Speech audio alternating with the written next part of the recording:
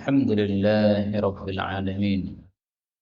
اللهم صل وسلم وبارك على محمد وعلى آل محمد.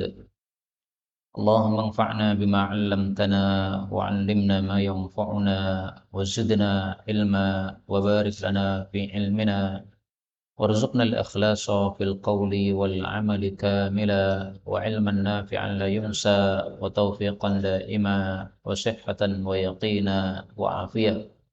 اللهم صيبا نافعا، اللهم صيبا نافعا، اللهم صيبا نافعا.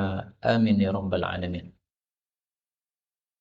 Alhamdulillah kaum muslimin rahimani wa rahimakumullah. Saya diberitahu oleh Ustadz Ari bahwasanya insyaallah besok pada hari Selasa akan terjadi gerhana. Maka kalau benar besok hari Selasa terjadi gerhana, sangat bagus untuk kita membahas sedikit tentang sholat gerhana. Allah Subhanahu wa taala mengisyaratkan adanya sholat gerhana pada surat Fussilat ayat yang ke-37. A'udzu billahi minasy syaithanir rajim min hamzihi wa nafthihi wa nafthihi. ومن آياته الليل والنهار والشمس والقمر لا تسجدوا للشمس ولا للقمر واسجدوا لله الذي خلقهن إن كنتم إياه تعبدون. Allah mengatakan wa min ayatihi, dan termasuk dari tanda-tanda kekuasaan Allah adalah al-lailu wan naharu, siang dan malam, wasyamsu wal qamaru, matahari dan bulan. La tasjudu lisyamsi wala lil qamar, jangan bersujud kepada matahari atau kepada bulan. Wasjudu lillah, dan sujudlah kepada Allah alladzi khalaqahun, yang telah menciptakan semua itu. In kuntum iyyahu ta'budun, jika kalian hanya mengabdi kepada Allah Subhanahu wa taala. Kaum muslimin rahimani wa rahimakumullah, ayat ini menurut Imam Syafi'i adalah isyarat disyariatkannya melakukan sholat gerhana, baik gerhana matahari maupun gerhana bulan. Karena di sini Allah mengatakan jangan sujud kepada matahari, jangan sujud kepada bulan, sebagaimana dilakukan oleh sebagian orang-orang kafir. Sebagian orang kafir ada yang mengatakan Tuhan itu dua. Pertama, Tuhan kegelapan, yaitu kegelapan. Yang kedua, Tuhan terang, yaitu sinar. Maka Tuhan kata dia ada dua. Tuhan yang menciptakan kebaikan dan menciptakan keburukan. Yang menciptakan kebaikan adalah Tuhan sinar, yang menciptakan keburukan adalah Tuhan kegelapan. Nah, itu perkataan yang batil seperti itu.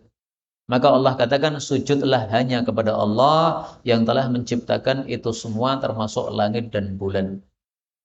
Karena itu di dalam Islam disyariatkan kita untuk melakukan sholat gerhana matahari atau bulan. Gerhana ada dua. Ada gerhana total, ada gerhana sebagian. Gerhana total pernah dialami Rasul SAW pada tahun 10 Hijriah, pada saat kematian putra beliau yang bernama Ibrahim pada usia 1,5 tahun. Maka waktu itu terjadi gerhana matahari total sekitar jam 10 pagi atau jam berapa saya lupa. Nah, cari oleh para ahli sejarah, itu ada waktunya bisa dicari.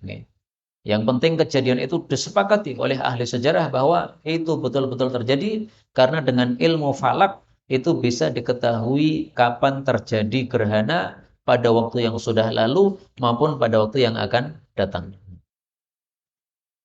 Adapun gerhana matahari sebagian atau gerhana bulan sebagian, tetap juga disyariatkan melakukan salat gerhana berdasarkan sabda Rasulullah sallallahu alaihi wasallam. Beliau mengatakan, "Fa idza ra'aitum apabila kalian melihat syai'an min dzalik, sesuatu dari gerhana matahari atau bulan tadi, fasallu, maka salatlah hatta tanjaliya, sampai tersingkap.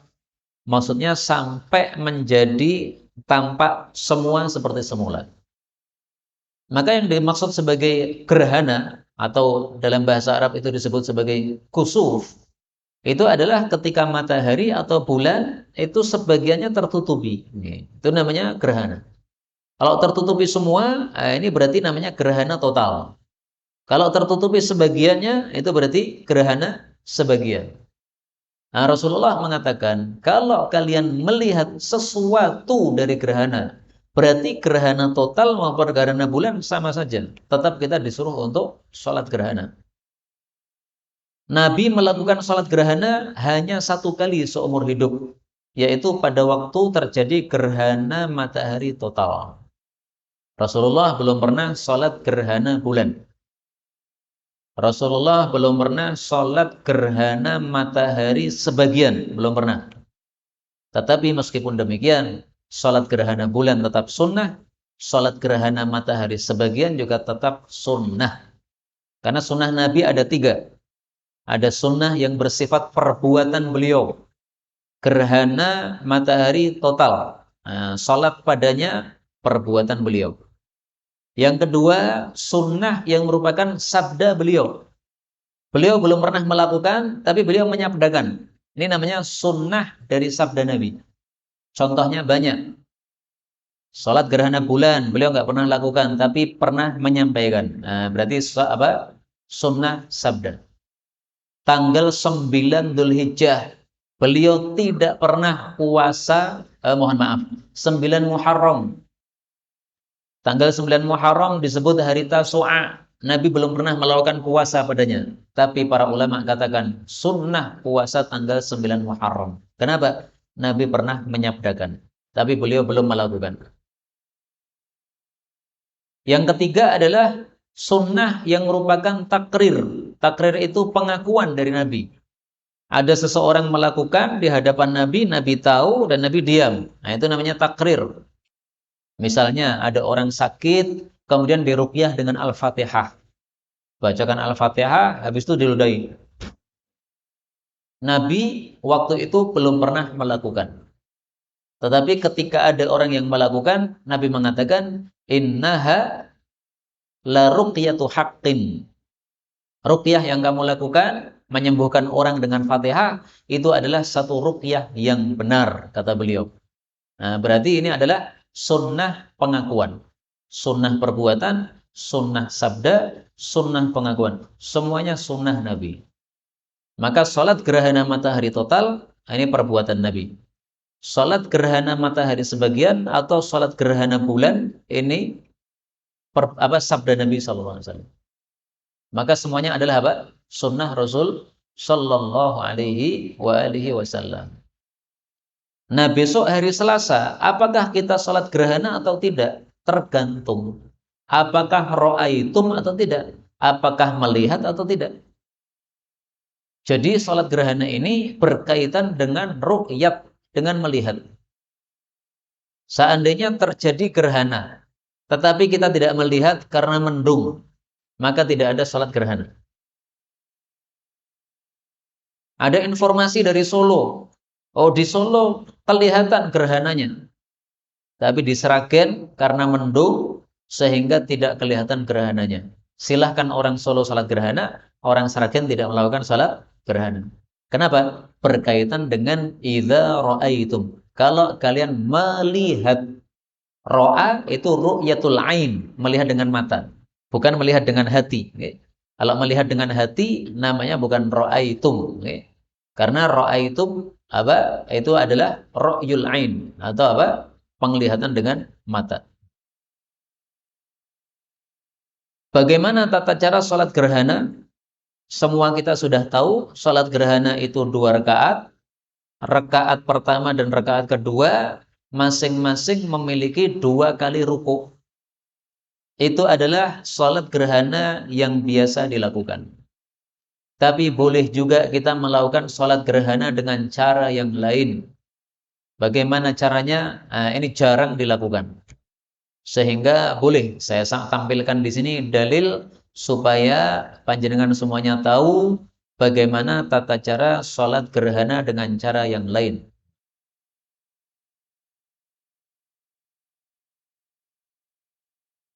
Hadis diriwayatkan oleh Al-Imam Abu Dawud dan Al-Imam An-Nasai bahwasanya Rasul sallallahu alaihi wasallam melakukan salat gerhana 2 rakaat dengan berdiri yang sangat lama, lalu beliau selesai, matahari sudah sempurna terang. Maka beliau mengatakan, sesungguhnya tiada lain tanda-tanda kekuasaan Allah ini. Allah membuat takut dengannya kepada hamba-hambanya. Kalau kalian melihatnya, maka salatlah ka'ahdathi salatin, seperti salat yang paling terakhir kalian lakukan, shallaitumuha minal maktubah, dari salat 5 waktu yang diwajibkan Allah. Jadi kalau salat gerhana dilakukan sebelum zuhur, maka tata caranya 2 rakaat persis salat subuh. Kalau sholat gerhana dilakukan sebelum asar, maka tata caranya 4 rakaat persis duhur. Kalau sholat gerhana dilakukan sebelum maghrib, maka tata caranya 4 rakaat persis sholat asar. Kalau sholat gerhana dilakukan sebelum isya, maka tata caranya 3 rakaat persis sholat maghrib. Kalau sholat gerhana dilakukan di tengah malam, jam 2, jam 12, jam 1, maka tata caranya 4 rakaat persis sholat isya. Jadi yang penting, sholat wajib yang terakhir kita lakukan. Sholat gerhananya dipersiskan dengan sholat tersebut. Nah, ini tata cara sholat gerhana yang diperbolehkan juga kita melakukannya, tapi ini jarang dipraktekkan orang. Hadisnya ini riwayat siapa? Riwayat Abu Dawud. Nomor 1185. Tapi saya harus jujur, hadis ini diperselisihkan ulama. Ada yang mengatakan sahih, ada yang mengatakan dhaif. Maka hadis ini kenapa kok tidak populer? Karena salah satu sebabnya ada yang mengatakan sahih, ada yang mengatakan dhaif. Kalau hadis 2 rakaat, setiap rakaatnya 2 ruku, itu disepakati sahih oleh para ulama. Kalau ini belum disepakati sahih. Tapi kita yang bukan ulama boleh mengikuti siapapun pendapat ulama yang kita yakini bahwa pendapat itu mendekati kebenaran. Termasuk dalam bab ini, saya mengikuti pendapat Ibnu Hazm yang mengatakan bahwa hadis ini sahih. Maka kata Al-Imam Ibnu Hazm, diperbolehkan seseorang sholat gerhana 3 rakaat atau 2 rakaat atau 4 rakaat sesuai dengan sholat wajib yang terakhir dia lakukan sebelum sholat gerhana tadi. Dan seandainya saya dijadikan sebagai imam sholat gerhana, maka saya akan hidupkan sunnah ini. Kenapa? Ini sunnah yang sudah mati. Apakah Nabi pernah melakukan sholat gerhana 3 rakaat? Belum pernah. Apakah Nabi pernah melakukan sholat gerhana 4 rakaat? Belum pernah. Kenapa belum pernah? Karena sholat gerhana di masa Nabi cuma 1 kali, itu pada waktu gerhana matahari total tadi. Tahun 10 Hijriah. Nah sekarang kalau tidak pernah dilakukan Nabi, kenapa kita lakukan? Karena sunnah Nabi ada 3 tadi. Sunnah perbuatan, sunnah sabda, dan sunnah pengakuan. Salat gerhana 2 rakaat itu adalah perbuatan Nabi. Salat gerhana 3 rakaat kalau dilakukan setelah maghrib itu sabda Nabi. Salat gerhana 4 rakaat kalau dilakukan setelah isya itu sabda Nabi. Maka semuanya adalah apa? Sunnah baginda Rasulullah Sallallahu Alaihi Wasallam. Jadi memang saya sangat senang untuk menghidupkan sunnah yang sudah mati. Ada sunnah Nabi kok orang tidak pada tahu. Nah, senang sekali saya menghidupkan. Tujuannya bukan supaya populer, bukan. Supaya terkenal, wah ini orangnya sholat gerhananya bedo dewe. Bukan itu. Supaya viral, bukan. Sama sekali bukan. Kalau cari viral malah nggak ada pahala. Carilah pahala dari Allah Subhanahu wa Ta'ala. Sehingga niatkan ikhlas. Tujuannya apa? Menghidupkan sunnah yang sudah mati, yang tidak banyak diketahui orang.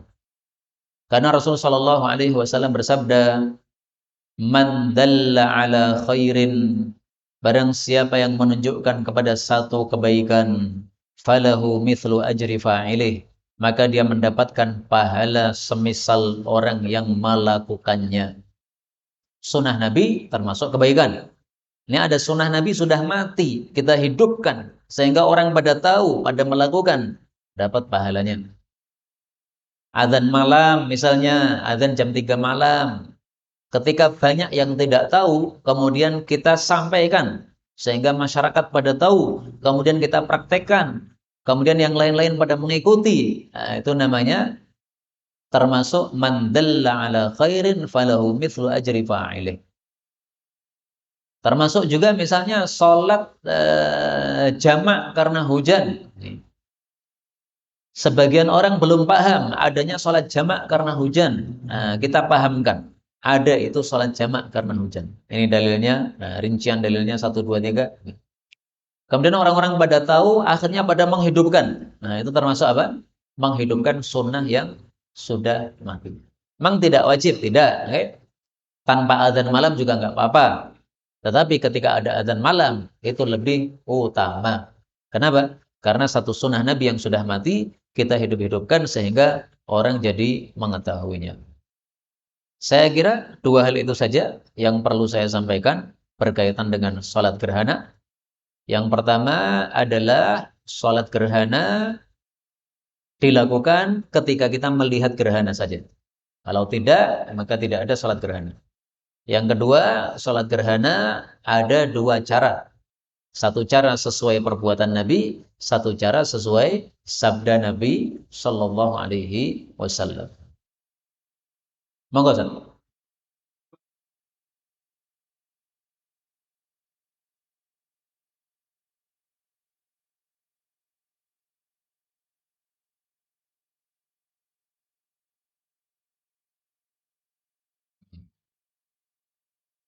Iya.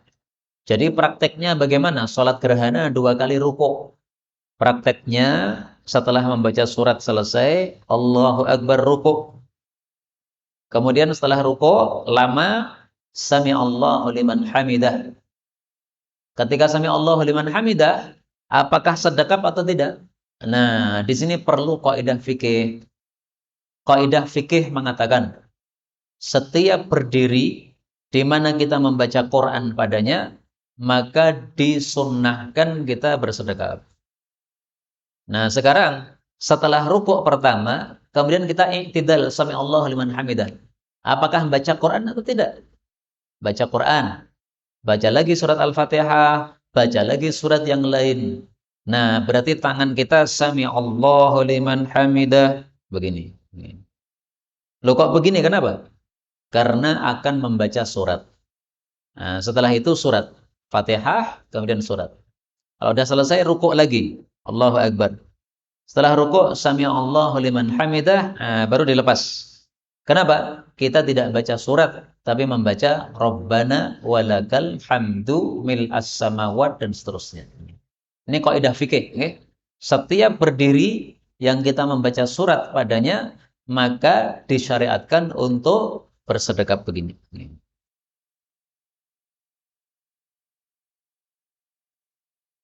Setelah rakaat rukuk pertama, menurut saya tidak Rabbana walakal hamdu karena kita membacanya surat Al-Fatihah. Jadi sami Allahu liman hamidah langsung. A'udzu billahi minasyaitonir rajim. Bismillahirrahmanirrahim. Alhamdulillahi rabbil alamin. Ya. Tanpa Rabbana walakal hamdu. Kenapa? Karena bukan bacaan tahmid yang kita baca, tapi surat yang akan kita baca. Tapi boleh coba kita lihat dalam hadisnya ya.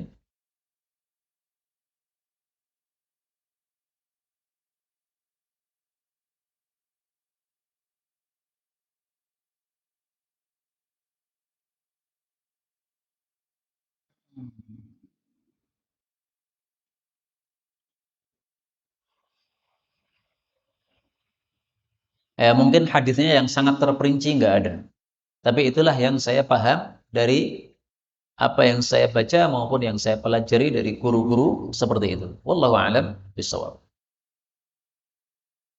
Monggo.